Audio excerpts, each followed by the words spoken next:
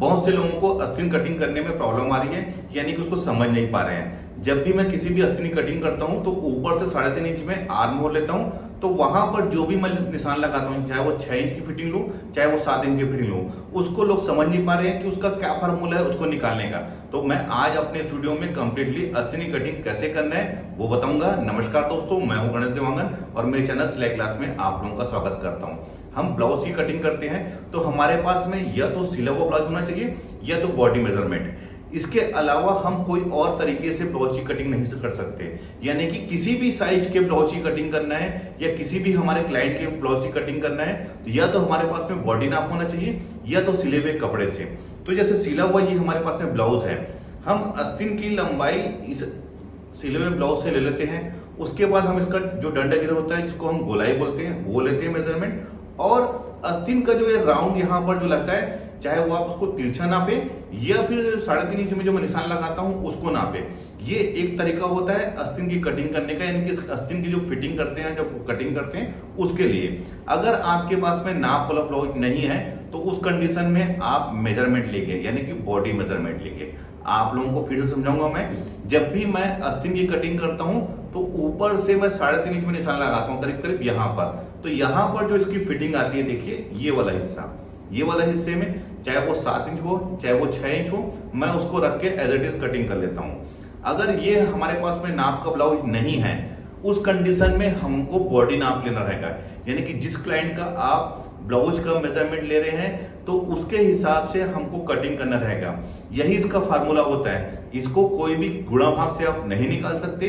आपके पास में नाप का ब्लाउज है तो नाप के ब्लाउज में जो फिटिंग है उसी फिटिंग से आस्तीन की कटिंग कर लीजिए। अगर नहीं है तो उस कंडीशन में आपको उसका बॉडी मेजरमेंट लेना रहेगा।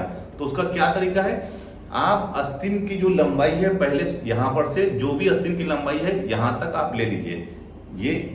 ये आमतौर पे आप कोई भी साइज का लीजिए, जैसे मैं ले रहा हूं 10 इंच में।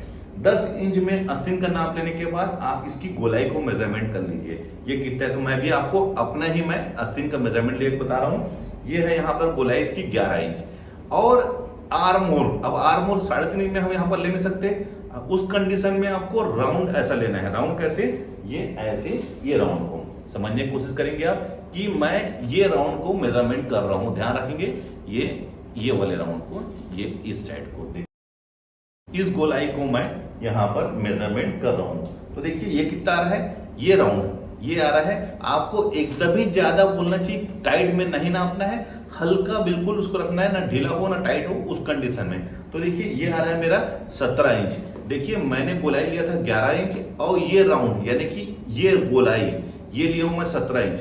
तो इसके हिसाब से मैं आपको कटिंग करके बताऊंगा। देखिए इसका भी फार्मूला कटिंग करने का, जब हम राउंड कटिंग करते हैं तो उसका फार्मूला थोड़ा अलग होता है कटिंग करने का। मैं अभी आपको दोनों तरीके से आप लोगों को बताऊंगा कि हमको आस्तीन कटिंग किस प्रकार से करना है। तो चलिए लेट ना करते हुए हम मेन वीडियो में आते हैं। ये हमारे पास में नाप का ब्लाउज है। आस्तीन की कटिंग करने के लिए हमें क्या करते हैं, आस्तीन की जो लंबाई है, जब हम किसी भी नाप के ब्लाउज से हम आस्तीन की कटिंग करते हैं तो हमको नाप आस्तीन की लंबाई, जैसे ये 11 इंच है, उसके बाद आस्तीन की जो गोलाई यानी कि ये वाला पोर्शन ये कितना है, जैसे 5.5 इंच है, और इसका आर्म होल। तो देखिए क्या होता है कि हम आर्म होल या तो इसको यहाँ पर से मेजरमेंट करते हैं या फिर इसको यहाँ पर से मेजरमेंट करते हैं। दो तरीका होता है, या तो यहाँ पर से या तो फिर इस साइड से। तो देखिए मैं भी आप लोगों को, जैसे मैंने अपना बॉडी नाप लिया था तो आस्तीन की जो लंबाई थी वो 11 इंच थी, ये 11 इंच, जैसे ये भी 11 इंच ही है। और जो इसका गोलाई था, मैंने आस्तीन का जो नाप लिया था अपना वो 5.5 यानी 11 इंच था, ये है 12 इंच, है ना। और जो मैंने आर्म होल लिया था अपना राउंड, वो यहाँ पर मैं इसको नाप रहा हूँ ऐसे राउंड में, तो ये 17 इंच है, यानी कि जितना मेरा था उतना ही करीब करीब ये भी है। लेकिन मैं जब मेजरमेंट करता हूँ ब्लाउज को आस्तीन का, तो मैं आमतौर पे ये राउंड को नहीं नापता, मैं मेजरमेंट करता हूँ यहाँ पर से, ये 3.5 इंच में यहाँ पर। तो देखिए ये कितना है, ये है 7 इंच। अगर आपके पास में ब्लाउज नाप का है तो आप यहाँ पर से इसको नापे, ये वाले हिस्से को 3.5 इंच यहाँ पर से इसको, और गोलाई को और आस्तीन की लंबाई को। अब जैसे मैंने आस्तीन का ये कटिंग करके रखा है पहले से, जैसे मैंने आस्तीन की लंबाई 11 इंच है तो 11.5 इंच में ट्रा करूँगा, जैसे ये 11 इंच ही है। और 3.5 इंच में जो आर्म होल की जो गहराई लेता हूँ, यहाँ पर जैसे ये 6.5 इंच है, मैंने इसका नाप लिया था 7 इंच, ये सिले हुए ब्लाउज से यहाँ पर ये 7 इंच है, तो आप 7 इंच में यहाँ पर ड्रा करके इसी फार्मूले से आप कटिंग कर सकते हैं। लेकिन ये तो आस्तीन की कटिंग जैसे अपने ब्लाउज नाप का है, ये ब्लाउज नाप का है, तो मैंने इस तरीके से इसको मेजरमेंट की कटिंग कर लिया है। एक तो ये हो गया। सेकेंड फार्मूला क्या है, जैसे मैंने अपना अभी बॉडी नाप लिया था, तो बॉडी नाप से हमको किस प्रकार से आस्तीन की कटिंग करना है, इसका केवल एक दो ही तरीका होता है दोस्तों, इसके अलावा और कोई फार्मूला नहीं है, ध्यान रखेंगे। या तो फिर आप बॉडी नाप से या फिर कपड़े का जो सिला हुआ नाप है उससे आप कटिंग कर सकते हैं। उसके अलावा आपको देखिए, अगर हमारे पास में ब्लाउज है तो हम उसके अकॉर्डिंग कटिंग करते हैं, अगर ब्लाउज नहीं है तो हम बॉडी नाप लेके कटिंग करते हैं। इसके अलावा हम किसी भी क्लाइंट को या तो बॉडी नाप या फिर कपड़े का नाप, दो तरीके से ही हम ब्लाउज का मेजरमेंट ले सकते हैं। उसके अलावा और कोई तरीका नहीं होता, दो ही तरीके रहते हैं। तो वैसी भी कटिंग करने के लिए हमारे पास में सिला हुआ ब्लाउज है तो उससे हम मेजरमेंट ले सकते हैं, सिला हुआ ब्लाउज नहीं है तो हम बॉडी मेजरमेंट लेके उसके अकॉर्डिंग हम ब्लाउज की कटिंग और सिलाई कर सकते हैं। तो जैसे मैं अभी अपना जो नाप लिया था, ब्लाउज की आस्तीन की जो लंबाई थी वो 11 इंच, तो मैं यहाँ पर पहले तो उसको मार्जिन ले लेता हूँ, ये मार्जिन फोल्डिंग करने के लिए, ध्यान रखेंगे। अब जैसे मैंने अपनी आस्तीन की लंबाई ली था 11 इंच, तो मैं यहाँ पर 11.5 में ड्रा कर रहा हूँ और यहाँ पर भी 11.5 इंच में इसको हम यहाँ पर से सीधा खींच लेंगे। ये सीधा हमने खींच लिया है। अब 3.5 इंच में हमको ड्रा कर ही लेना है, निशान लगा लेना है। यहीं पर हम आर्म होल का निशान लगाएंगे आस्तीन का, ध्यान रखेंगे। अगर हमारा आस्तीन 4 इंच से ऊपर है तो ये डिफरेंस हमको 3.5 इंच ही लेना है। 4 इंच, 5 इंच, 6 इंच, कितनी भी आप लंबी आस्तीन बना लीजिए। लेकिन 4 इंच से अगर आस्तीन हमारी छोटी है तो उस कंडीशन में हमको ये फार्मूला यूज नहीं आएगा 3.5 इंच, उसका फार्मूला अलग है, उसमें हमको डिस्टेंस अलग लेना है। मैं उसका भी अपने आने वाले वीडियो में बताऊंगा कि उस कंडीशन, जैसे हमारा 4 इंच से छोटा आस्तीन है तो उस कंडीशन में हमको आस्तीन किस प्रकार से कटिंग करना है। अब देखिए, इस कॉर्नर में जैसे मैंने अपना जब नाप लिया था तो 17 इंच था, तो 17 इंच का हाफ कितना हो जाएगा, 8.5 इंच। तो आप यहाँ जहाँ पर सबसे 11.5 इंच में हम निशान लगाया, 8.5 में ऐसे रख लीजिए टेप को, और जहाँ पर ये इधर आएगा जैसे 3.5 इंच में, वहाँ पर आप निशान लगा लीजिए। ये ऐसे यहाँ पर आ रहा है 8.5 इंच, देखिए ये तिरछा मैंने 8.5 इंच यहाँ पर मेजरमेंट किया है। अब इसे हम सीधा यहाँ पर मेजरमेंट करते हैं कितना है, तो देखिए ये आ रहा है 7.5 इंच।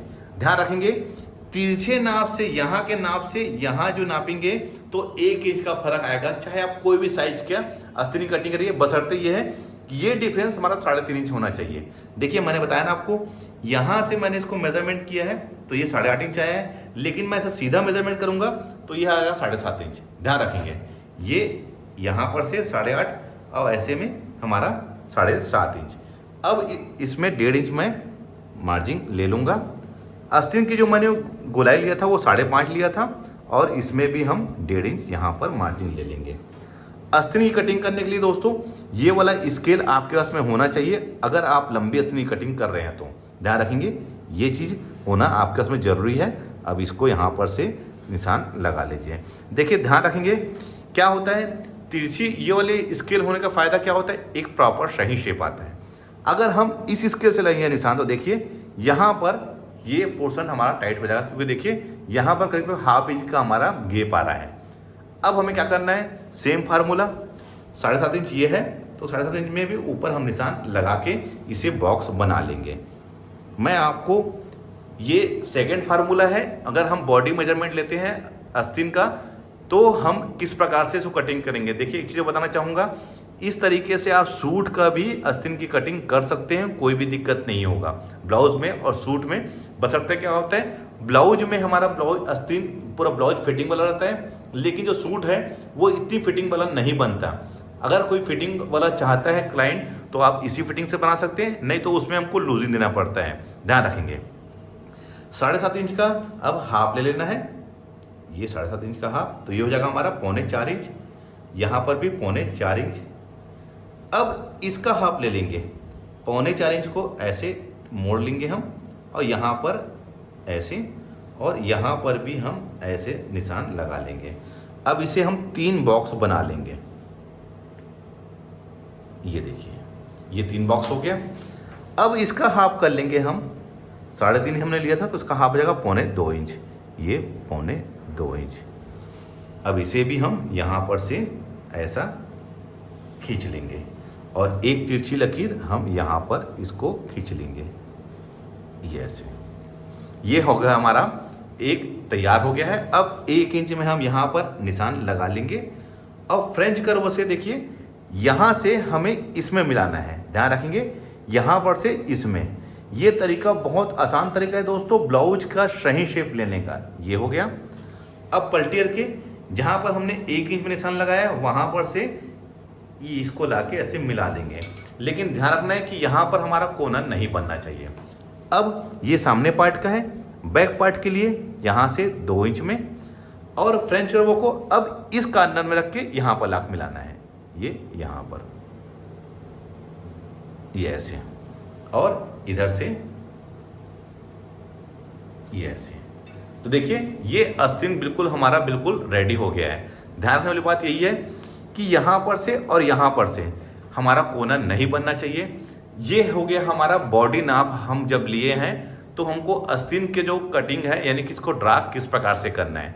देखिए 2 ही तरीका होता है किसी भी ब्लाउज को या सूट को कटिंग करने का, या तो आप बॉडी नाप लेंगे या तो सिला हुआ जो कपड़ा होता है हमारा उससे हम इसको कटिंग करेंगे, यानी कि इसके अलावा कोई और फार्मूला नहीं होता। कुछ लोगों ने यही पूछा है मुझसे कि ये जो हमने निशान लगाते हैं इसका फार्मूला क्या है।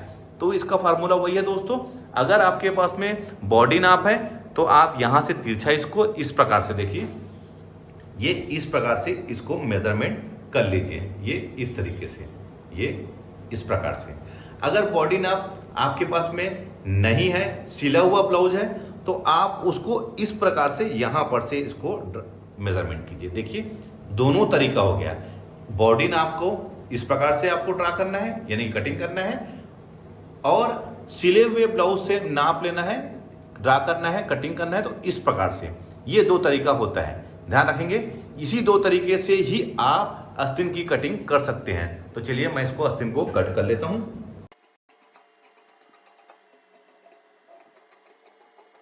देखिए दोस्तों, मैंने अभी जो आस्तीन की कटिंग किया है, ये बॉडी नाप से किस प्रकार से कटिंग करना है वो बताया था।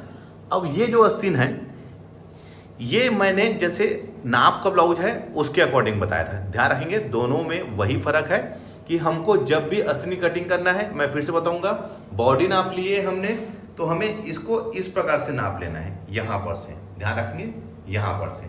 अगर सिला हुआ ब्लाउज है तो आप ऐसे मेजरमेंट करिए, यानी कि इस प्रकार से। दोनों आस्तीन का शेप आपका सही आएगा। हमको हमेशा आस्तीन इसी शेप से कटिंग करना है और इसी फार्मूले से कटिंग करना है, चाहे आप सूट की आस्तीन कटिंग करिए, चाहे आप ब्लाउज की आस्तीन कटिंग करिए। देखिए दोस्तों, मैंने आज आपको आस्तीन से जुड़ी हुई जितनी भी समस्या थी उसको बता दिया हूँ। उम्मीद करता हूँ यह वीडियो देखकर आप आस्तीन की कटिंग का सारा फार्मूला और सारी समस्याएं आपकी दूर हो गई होगी।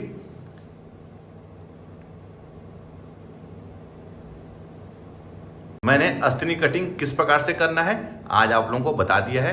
अगर आप इस तरीके से आस्तीन की कटिंग करेंगे तो आपके साइड की फिटिंग और सामने की फिटिंग बहुत ही बढ़िया आएगी। कोई भी झोल रिंकल्स नहीं आएगा, ना ही आस्तीन में कोई खिंचाव आएगा।